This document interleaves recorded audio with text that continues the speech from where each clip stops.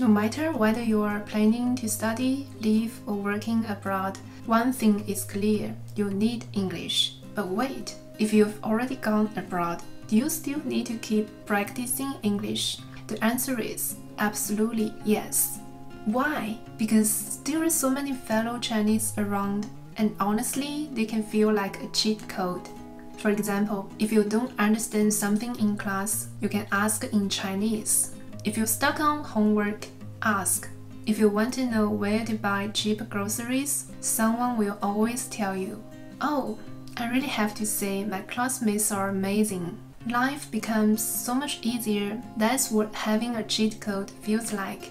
But here's the downside. Your English might be getting worse. In situations where you can't rely on others, you suddenly go silent. That's why international students still need practice even after going abroad. Here are 3 simple ways to keep your English sharp. The number 1 is make at least one foreign friend.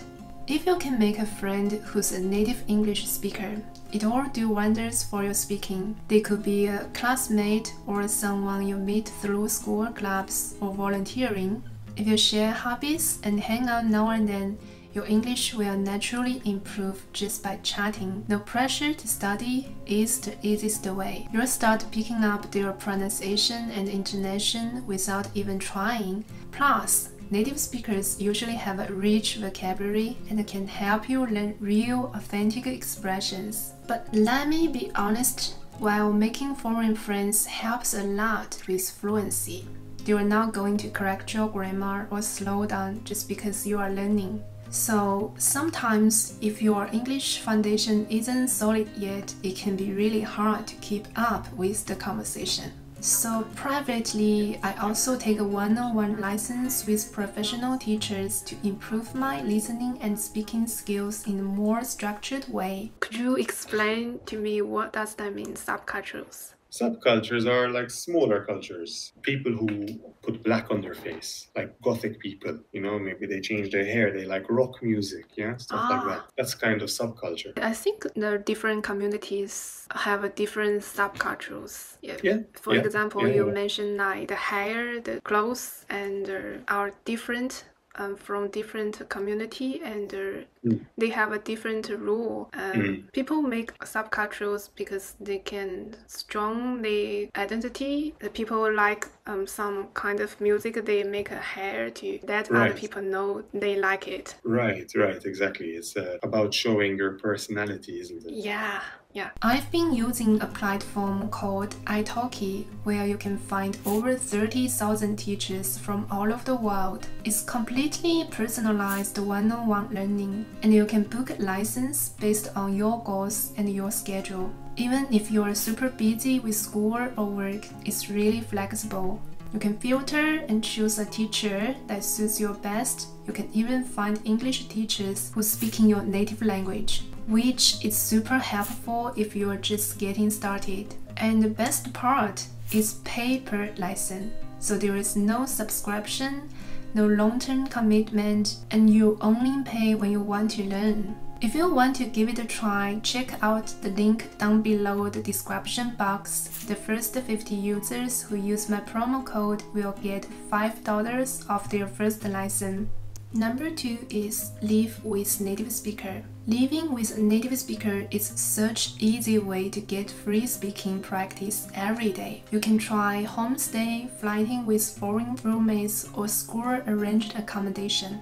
You'll end up using English daily, whether it's about doing chores, casual conversations, or just basic daily interactions. But one thing I have learned, finding the right roommate matters. School-assigned roommates aren't always a good match, so if you're renting by yourself, be careful. Check the place in person and always talk to your future roommate first.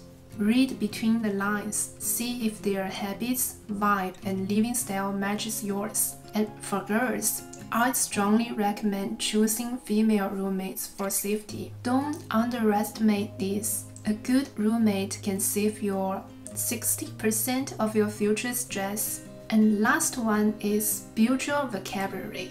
Yes, it's that simple. After going abroad, you'll realize that most people don't care whether your grammar is perfect.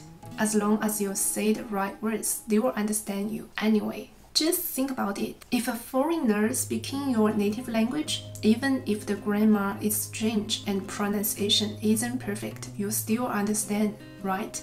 That's why vocabulary is the most important. If you can say what you want to say, even word by word, as long as the words are right, people will get it. It's much better than turning red in the face, struggling to come up with a long, complicated sentence that doesn't make sense. So we need to consciously build our vocabulary. For example, always write down new words. When you're in class, reading, doing assignments, or chatting, jot down words you don't know.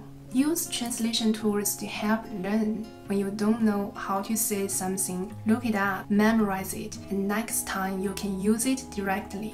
Review regularly. Go over new words at night, even just for 10 minutes. Using them in real conversation. Since you now have a foreign friend or roommate, you can use your new words in daily talk. Once you start applying them, they become part of your real vocabulary and you enter a positive cycle of learning and using.